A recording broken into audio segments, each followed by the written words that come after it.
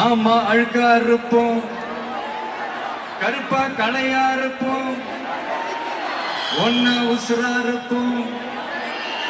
புள்ளிங்க இருக்காங்க என்னோட இல்லாம யாருக்கும் தவளுண்டு நீ இல்ல தவளத்தாவே நில்லையே ஆளு நண்பாடி நெஞ்சுக்குள்ள குடியிருக்கும்.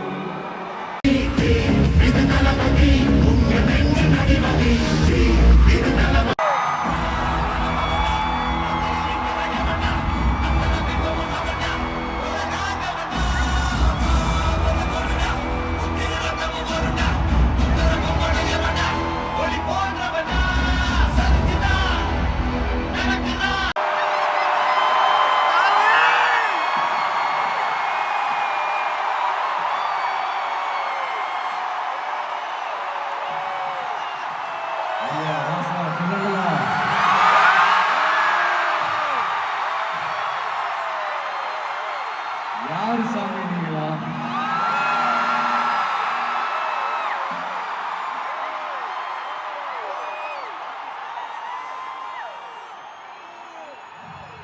என் நெஞ்சில் குடியிருக்கும்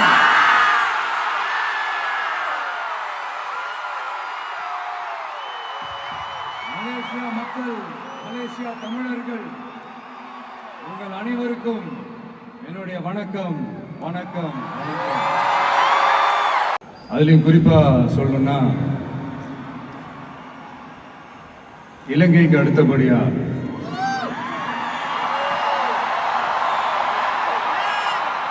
அதிகமான தமிழர்கள் வாழ்ற ஊர்னா நம்ம மலேசியான்னு சொல்லலாம்.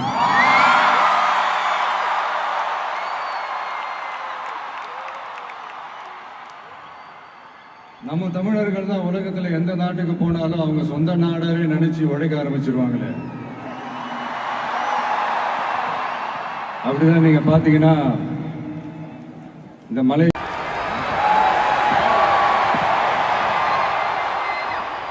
அப்படின்னு நிறைய பேர் சொல்லி கேள்விப்படும் போது உண்மையிலே ரொம்ப சந்தோஷமா தான். இங்க இருக்கிற முருகன் கோயிலுக்கு மலையாக்காரங்க காவடி எடுத்துட்டு போறாங்க.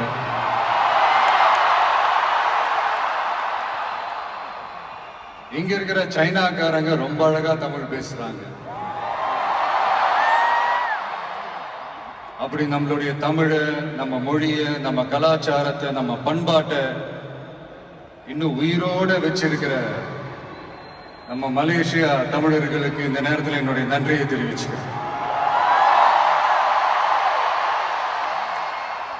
அது மட்டும் இல்ல, இத்தனை வருஷமா நீங்க தமிழ் சினிமாவுக்கு கொடுத்திருக்கிற அந்த ஆதரவு கொஞ்சம் நெஞ்ச ஆதரவு இல்லைங்க, மிகப்பெரிய ஆதரவு. இந்த ஓவர்சீஸ் பிசினஸ்ல எல்லாம் நிறைய நாடுகள் இருக்கு. அதுல ரொம்ப முக்கியமான மார்க்கெட் இந்த மலேசியா மார்க்கெட்னு சொல்லுவாங்க.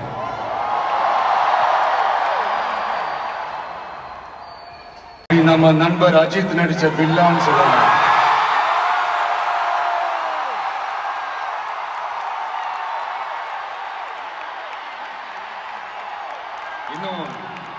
இன்னும் நிறைய படங்கள் இருக்கு. என் படங்கள்ல காவலன், குருவி எல்லாம் இங்க ஷூட் வந்தப்போ ரொம்பவே சப்போர்ட்டிவா இருந்திருக்கிறீங்க. யாதும் ஊரே யாவரும் கேளீர்னா அது நீங்க தாங்க. அப்படிப்பட்ட இந்த மலேசியால இந்த ஜனநாயகன் படத்தினுடைய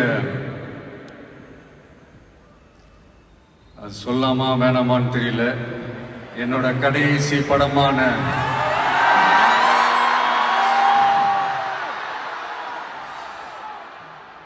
I know it's a little painful, right? என்ன பண்றது, சரி அதை விடுவோம். இந்த ஜனநாயகன் படத்தினுடைய இந்த ஆடியோ லான்ச் இங்க அணியோட கான்சர்ட்லயும் சேர்ந்து நடக்கிறது உண்மையிலே ரொம்ப பெருமையா இருக்கு. பிளஸ் இந்த மலேசியா கவர்மெண்ட்டுக்கும் இந்த நேரத்தில் என்னுடைய நன்றியை தெரிவிச்சு.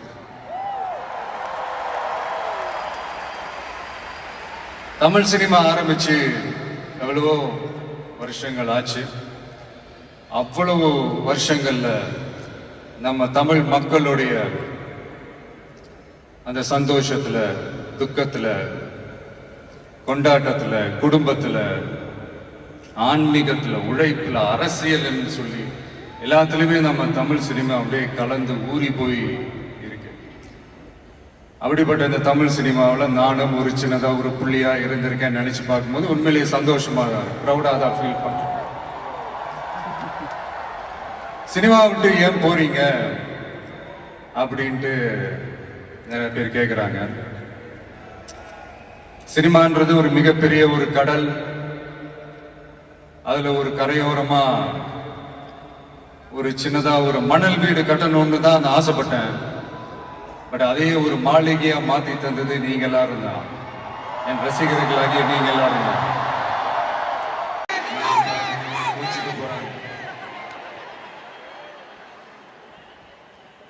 ஒரு குட்டி கதை மாதிரி ஒரு ஆட்டோக்காரர்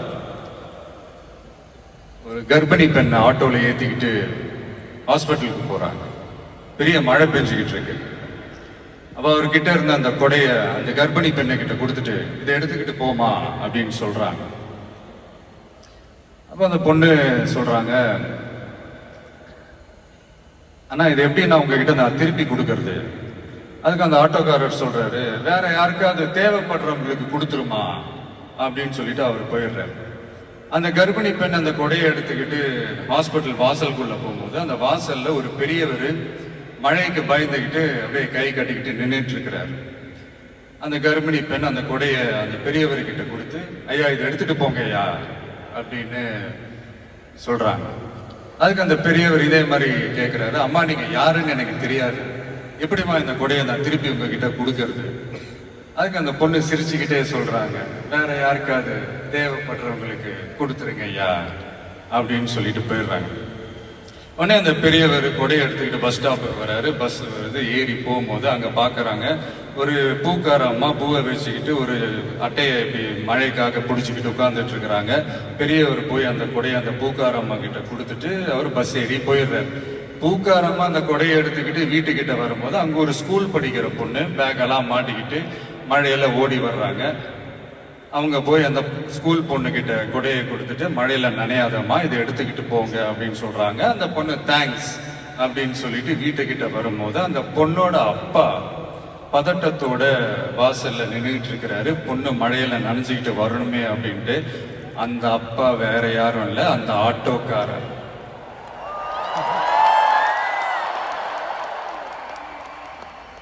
அந்த குடை அவர் கொடுத்த குடை.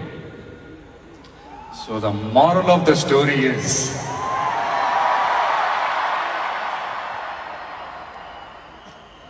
முடிஞ்ச வரைக்கும் எல்லாருக்கும் சின்ன சின்னதா ஒரு நல்லது, சின்ன சின்னதா ஒரு ஹெல்ப் அது செஞ்சு இருந்து பாருங்க. லைஃப் ஒரு மாதிரி ஜாலியா இன்ட்ரெஸ்டிங்கா இருக்கும். ஒரு ஃபேமஸ் சேயிங் ஒன்று இருக்கு, வெள்ளத்துல தவிக்கிற ஒருத்தருக்கு நீங்க படகு கொடுத்தீங்கன்னா பாலைவனத்துல நீங்க தவிக்கிறப்போ அது ஒட்டகமா வந்து நிற்கும். இப்ப யாராவது உங்களுக்கு ஏதாவது கெடுதல் செஞ்சுட்டாங்கன்னு வைங்களேன், அது நீங்க பழி வாங்கிட்டீங்கன்னு வைங்களேன், அந்த நாள் முழுக்க நீங்க சம மகிழ்ச்சியா இருப்பீங்க. எப்படி பார்த்தல எப்படி பழி வாங்கினேன். ஆனா அதே மனுஷனை மன்னிச்சு விட்டு பாருங்க, வாழ்நாள் முழுக்க நிம்மதியா இருப்பீங்க. அதனால யாரையும் கஷ்டப்படுத்துறதுக்கோ யாரையும் அவமானப்படுத்துறதுக்கோ யாரையும் பழி வாங்குறதுக்கோ இல்லைங்க இந்த வாழ்க்கை. நான் முடிஞ்ச வரைக்கும் முன்னாடியே சொன்ன மாதிரி சின்ன சின்னதா ஒரு நல்லது, ஒரு சின்ன சின்னதா ஹெல்ப் இது செஞ்சு பாருங்களேன். எங்கேயோ ஒரு இடத்துல ஃபியூச்சர்ல உங்களுக்கு இது கை கொடுக்கும் அப்படின்னு நான் நம்புறேன். பிடிச்சிருந்தா எடுத்துக்கங்க, இல்லைன்னா விட்டுருங்க. Free advice. இப்போ இந்த ஈவெண்ட், இந்த ஹீரோ ஆஃப் திஸ் ஈவெண்ட்டுக்கு வருவோம், மிஸ்டர் அனிருத். அவருக்கு நான் ஒரு பேர் வைக்கலான் இருக்கேன். MDS. Anybody? Ramya, can you guess? M Vijay, can you guess? MDS. MDS. தெரியல சார், நீங்களே சொல்லுங்க. Musical Departmental Store. அதாவது அந்த ஸ்டோரை திறந்து நீங்க உள்ள போயிட்டீங்கன்னா அன்லிமிட்டடா என்ன வேணுமோ எவ்வளவு வேணுமோ எல்லாத்தையும் எடுத்துக்கிட்டு ஹாப்பியா வரலாம். அது சாங்ஸா இருக்கட்டும், பிஜிஎம்மா இருக்கட்டும், இல்ல பேக்ரவுண்ட் ஸ்கோர்ல அந்த பிட் சாங்ஸா இருக்கட்டும், எஃபெக்ட்ஸா இருக்கட்டும், இந்த மாதிரி என்ன டிசப்பாயிண்ட் பண்ணதே இல்லை அனி. அது என்னுடைய படம் ஆல்பமா இருக்கட்டும், இல்ல மற்றவங்க படம் ஆல்பமா இருக்கட்டும், படிப்படியா ஏறி போய்கிட்டே இருக்கிறாரு. ஸோ ஹாப்பி ஃபார் யூ அனி. அண்ட் என்னுடைய டைரக்டர் H. வினோத் ஒரு சமூக பொறுப்புள்ள ஒரு இயக்குனர் சொல்லலாம். ஒரு கமர்ஷியல் படமாகவே இருந்தாலும் அதுல ஒரு சமூக பொறுப்புள்ள விஷயங்கள் சொல்லணும், சில நல்ல ஐடியாலஜிக்கல் விஷயங்களை சொல்லணுன்றதுல ரொம்ப கவனமா இருப்பாங்க. ஆல்ரெடி ரெண்டு வாட்டி படம் பண்றதா இருந்தது. ஸோ அதெல்லாம் மிஸ் ஆகி இந்த ஜனநாயகன் படத்துல 2 பேரும் சேர்ந்து ஒர்க் பண்ணதுல ரொம்ப சந்தோஷம். அண்ட் என்னுடைய வில்லன் பாபி டியோல், அவருடைய ஸ்கிரீன் பிரசன்ஸே நெக்ஸ்ட் லெவல் தான்.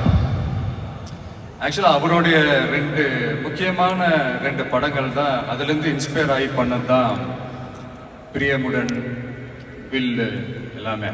சார், முக்கியமான படங்கள்னா அது என்ன படம் உங்களுக்கு தோண மாட்டேங்குது? அது எதுக்குமா? அதான் நான் ஷூட் ஸ்பாட்ல அவர்கிட்ட சொல்லும் போது இதே தான் நான் சொன்னேன். சார், உங்களுக்கே தெரியாம உங்க 2 படத்தை நாங்க சுட்டுட்டோம் சார் அப்படின்ட்டு. அவர் அப்படியே விச் மூவி அப்படின்னாரு. ஐயோ, நம்மளே வாய் கொடுத்து மாட்டிக்கிட்டோம். அதனால அது மாதிரி நிறைய இன்ஸ்பயர் ஆயிருக்கும் அவருடைய படங்கள் பார்த்து. அதுதான் சொல்ல வந்தேன். குடும்பங்கள் கொண்டாடும் டாட்டரா கூட மாறிடுவாங்க அப்படின்னு தான் நான் நினைக்கிறேன். என்னுடைய நல்ல ஒரு ஃப்ரெண்ட் அவங்க. அண்ட் பூஜா, தமிழ் சினிமாவின் மோனிகா பெலுஜி,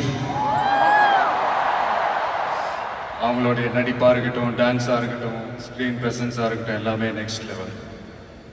அண்ட் பிரகாஷ் ராஜ், ஜென்ரலா ஹீரோவுக்கும் ஹீரோயினுக்கு தான் நல்ல இந்த ஒரு கெமிஸ்ட்ரி ஒர்க் அவுட் ஆகும்னு சொல்லுவாங்கல்ல. எனக்கு ஆக்சுவலா எனக்கும் பிரகாஷுக்கும் நல்ல கெமிஸ்ட்ரி ஒர்க் அவுட் ஆகும்.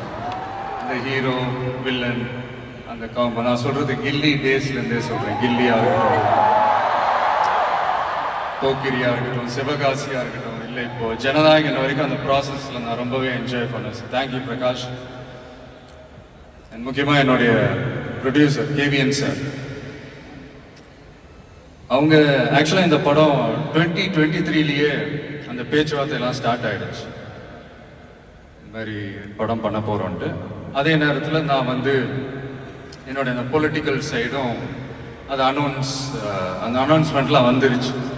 அப்போ நான் அவர்கிட்ட நான் கேட்ட ஒரே ஒரு விஷயம் தான் அவர்கிட்ட நான் கேட்டேன். சார், சும்மாவே என் படத்துக்கு பிரச்சனை வரும், இதுல வேற ட்ராக்கை நோக்கி போறேன், எப்படி சார் இந்த டைம்ல நீங்க படம் எடுத்து பண்றீங்களா, பரவாயில்லையான்னு கேட்டேன். அவர் அதெல்லாம் யோசிக்கவே இல்லை, இமீடியட்டா பண்ணலாம் அப்படின்ட்டு அந்த பாசிட்டிவ் வைபை எங்க மேல திருப்பி விட்டார். ஸோ இந்த நேரத்தில் அந்த படம் நீங்க எடுத்து பண்ணதுக்கு ரொம்ப நன்றி சார். ஏன்னா அதுலேருந்து ஸ்டார்ட் ஆகி இன்னைக்கு இந்த ஆடியோ ஃபங்க்ஷன் வரைக்கும் வந்து நின்றுருக்கிறோம். எதுலையுமே தலையிட மாட்டார். நம்மளுடைய கோ ப்ரொடியூசர்ஸ் ஜெகதீஷ், லோஹித்லாம் சொல்லுவாங்க, இவர் என்ன சார் எதுலையுமே தலையிடவே மாட்டாரு, என்ன நடக்குது, ஏது நடக்குது, ஷூட்டிங் நடக்குதா இல்லையா, என்ன செலவாகுது, எதுவுமே கேட்க மாட்டேன்றாரு. அது ஒரு விதத்துல பிளஸ் ஆகவே இருந்தாலும் இன்னொரு விதத்துல மைனஸாகவும் இருக்குது அப்படின்ற மாதிரி விளையாட்டா சொல்லிட்டு இருப்பாங்க. ரொம்ப அவருக்கு இந்த மாஸ் பிலிம் வலுவான எதிரிகள் இருக்கணும்.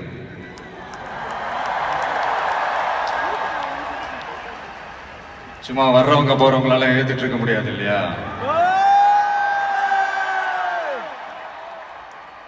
வலுவா இருக்கிறவங்கள தானே எதிர்க்க முடியும்.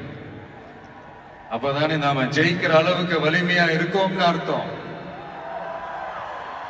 இப்ப ரீசெண்டா நம்மளை பத்தி ஒரு பேச்சு ஒண்ணு ஓடிட்டு இருக்கு. விஜய் என்ன தனியா வருவாரா அணியா வருவாரா அப்படின்னு. நம்ம எப்பங்க தனியா இருந்திருக்கிறோம்? 33 வருஷமா உங்களோட தானே இருக்கிறோம், மக்களோட தானே இருக்கிறோம். அப்ப அது ஒரு மிகப்பெரிய ஒரு அணி தானே. அது எப்படி தனின்னு சொல்ல முடியும்? இப்ப கூட பாருங்க, தனியா அணியான் விளக்கமா சொல்ல மாட்டேங்கிறாருன்னு உங்களுக்கு தோணும். சஸ்பென்ஸ் ஒண்ணு இருந்தா தானே கிக் இருக்கும். இதெல்லாம் கைத்தட்டலுக்காக நான் சொல்லல, மனசுல இருந்து பேசுறேன், மக்களுக்காக பேசுறேன். மக்களுக்காக பேசுறதோட மட்டும் நிப்பாட்டிடக்கூடாது, அதை செய்யணும். எல்லாத்தையும் விட முக்கியம் செய்யறத தான் சொல்லணும். So 2026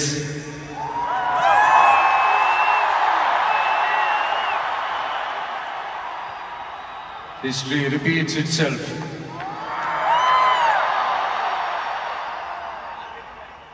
Let's be prepared to embrace it for the people.